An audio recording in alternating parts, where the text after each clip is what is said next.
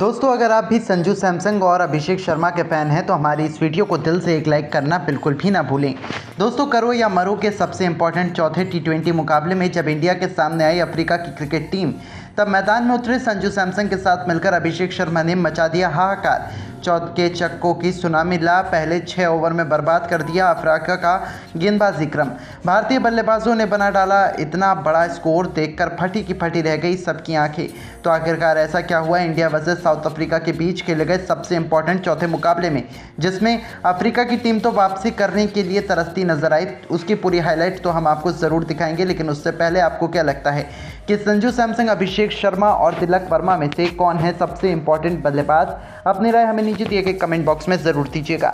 दोस्तों, दुनिया की दो सबसे बड़ी टीमों इंडिया और साउथ अफ्रीका के बीच आज 4 मैचों की टी20 सीरीज़ का सबसे इंपॉर्टेंट चौथा और कांटे का ये मुकाबला जोहानिसबर्ग के वंडर्स क्रिकेट स्टेडियम पर शुरू हुआ, जिसके अंतिम गेंद तक ये बता पाना नामुमकिन था कि कौन सी टीम इस मैच में बाजी मारने वाली है।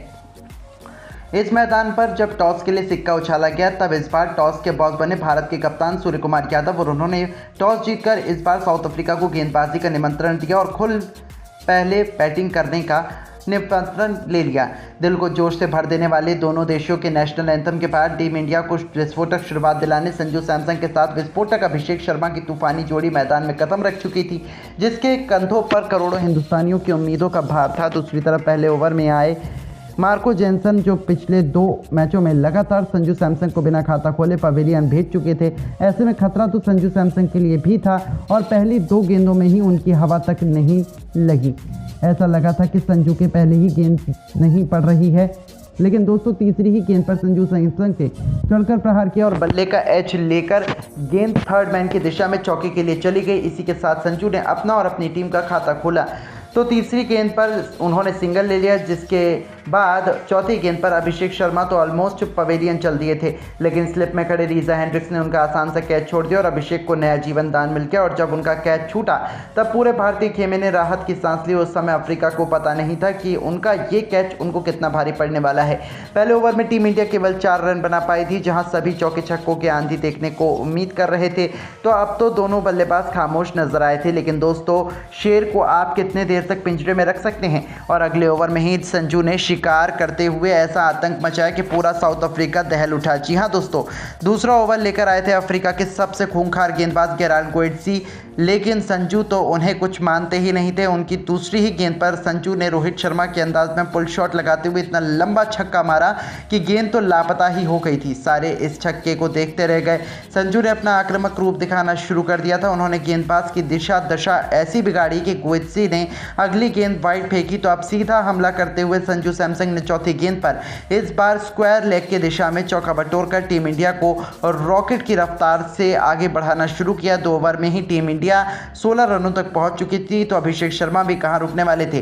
तीसरा ओवर लेकर आए मार्को जेनसन तो पहले ही डेरे सहमे नजर आ रहे थे, तभी तो उन्होंने मुफ्त में टीम इंडिया को वाइड के 5 रन दे दिए। तो अगली ही गेंद पर अभिषेक ने विकेट के सामने बिल्कुल सीधा चौका बटोर लिया। हालांकि बाउंड्री पर फील्डर ने गेंद को रोक लिया और उन्हें केवल 2 रन मिल पाए, लेकिन अफ्रीका गेंदबाजी क्रम में उथल पुथल साफ देखा जा सकता था, क्योंकि ये दोनों टीमें मैदान में तबाही मचा रही थी। अफ्रीका का कोई भी प्लान काम नहीं कर रहा था। पूरे स्टेडियम के होश तो उस समय फाख्ता हो गए जब इसी ओवर की 5वीं गेंद पर अभिषेक शर्मा ने युवराज सिंह के माफिक फुल शॉट लगाते हुए गेंद को बाउंड्री के पार छक्के के लिए डिपॉजिट कर दिया और 3 ओवर में ही टीम इंडिया 30 रनों तक पहुंच चुकी थी उनकी खूंखार बल्लेबाजी के दम पर। लेकिन दोस्तों ये तो तूफान के पहले की शांति थी। अनुभवी गेंदबाजों ने तो खुद को फिर भी बचा लिया था, लेकिन चौथे ओवर में जैसे ही सिपमाला आते हैं उनका स्वागत ही सैमसंग ने मैदान को चीरते हुए गोली की तरह करारे चौके से कर डाला। तो चौथी ही गेंद पर एक तूफानी छक्का मिड विकेट के ऊपर से बटोरकर उन्होंने अफ्रीकी खेमे में हड़कंप मचा दिया था। अफ्रीकी फैंस खामोश थे, वहीं भारतीय फैंस तो जश्न मना रहे थे, क्योंकि 4 ओवर में ही टीम इंडिया 44 रनों तक पहुंच चुकी थी, लेकिन अभी भी रुकने का नाम इन्हें नहीं ले रहे थे। इस बार 5वां ओवर लेकर आए सिमलाने की पहली ही गेंद पर अभिषेक शर्मा ने अपने बल्ले का जलवा पार घुमा दिया।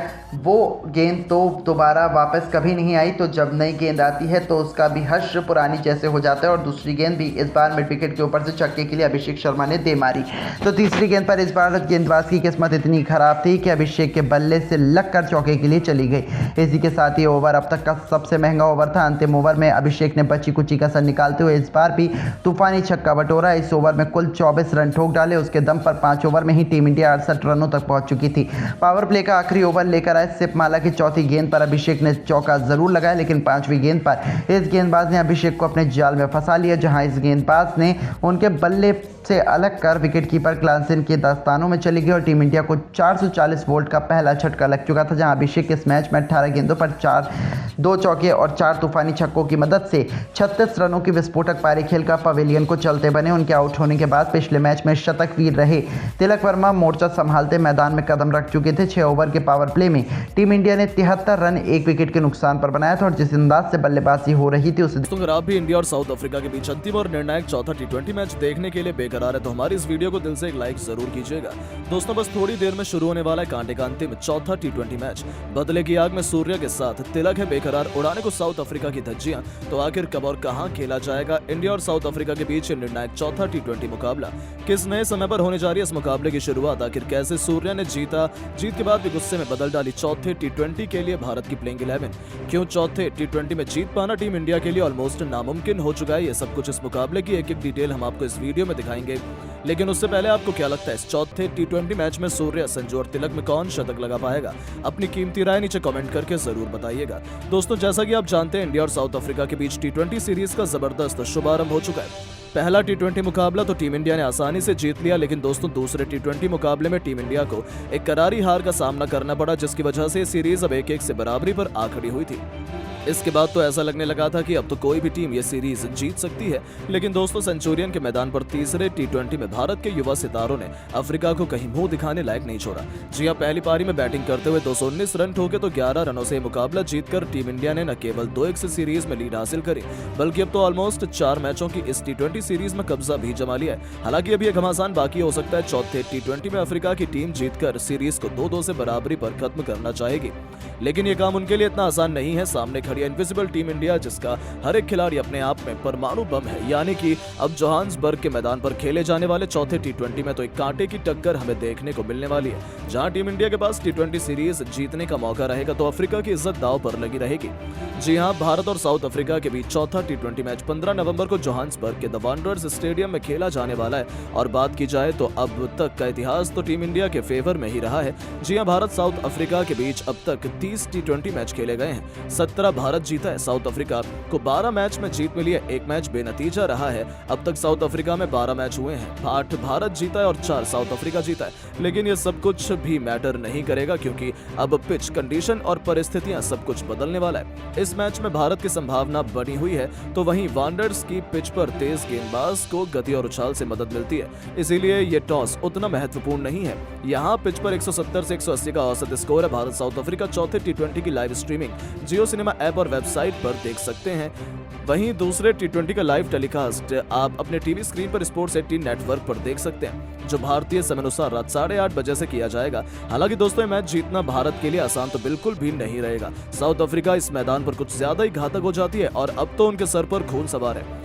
वो टीम इंडिया से सीरीज जीतने के लिए किसी भी हद तक जा सकते हैं, लेकिन अब उनसे निपटने के लिए कप्तान सूर्य भी तैयार है। जहां उन्होंने चौथे टी20 मैच से पहले जीत के बावजूद भारत की पूरी प्लेइंग 11 बदल कर रख दी है। जी हां दोस्तों, अब आपको बता दें चौथे टी20 में एक बार फिर हमें ओपनिंग करते हुए अभिषेक शर्मा और संजू सैमसन ही नजर आएंगे। जहां पिछले मैच में संजू फ्लॉप हुए थे, वो इस पिछले मैच की गलती इस बार नहीं दोहराना चाहेंगे और नंबर 3 के पायदान पर खुद कप्तान सूर्य का जलवा हमें देखने को मिलेगा। जहां संजू और सूर्य पर इस बार दोबारा से भारतीय बैटिंग क्रम को संभालने और कदर मचाने की जिम्मेदारी रहने वाली है। नंबर 4 की पोजीशन दोबारा से पिछले मैच के हीरो तिलक वर्मा के कंधों पर रहेगी, तो 5वीं पोजीशन पर हार्दिक पांड्या ऑलराउंड डिपार्टमेंट और लोअर मिडिल ऑर्डर को लीड करने वाले हैं। फिनिशर के रूप में इस टीम में जगह मिली है रिंकू सिंह को, जो पिछले मैच में पूरी तरीके से फ्लॉप रहे थे और उनसे जो उम्मीदें थी वो उसमें खरा नहीं उतर पाए थे। ऐसे में ये मैच उनके लिए बहुत ज्यादा इंपॉर्टेंट है। तो दोस्तों 7वीं पोजीशन पर ऑलराउंड डिपार्टमेंट में अक्षर पटेल, तो फिर स्पिन डिपार्टमेंट की जिम्मेदारी तो दोबारा से रवि बिश्नोई और वरुण चक्रवर्ती के मजबूत कंधों पर है। दोस्तों प्लेइंग 11 में अर्शदीप और रमनदीप को भी मौका मिला है। हालांकि बातें ये भी निकल कर आ रही हैं कि आवेश खान को इस T20 मैच में जलवा दिखाने का मौका मिल सकता है। वहीं जितेश शर्मा भी प्लेइंग 11 में शामिल हो सकते हैं। ऐसे में देखना दिलचस्प होगा कि टॉस के बाद क्या निर्णय लिया जाता है। लेकिन दोस्तों अब आपको क्या लगता है कि इस प्लेइंग 11 में कौन से बदलाव होने चाहिए? क्या टीम इंडिया चौथा T20 मैच जीतकर 3-0 पर कब्जा कर पाएगी या नहीं? अपनी कीमती राय नीचे कमेंट करके जरूर बताएं और ऐसी शानदार खबरों के लिए चैनल को सब्सक्राइब जरूर करें। धन्यवाद। दोस्तों अगर आप भी सूर्य कुमार यादव और संजू सैमसन के फैन है तो हमारे इस वीडियो को दिल से एक लाइक जरूर कीजिएगा। दोस्तों गुस्से से बौखलाए संजू तीसरे T20 में साउथ अफ्रीका पर कहर बनकर टूट पड़े। अपनी धाकड़ बल्लेबाजी से शतक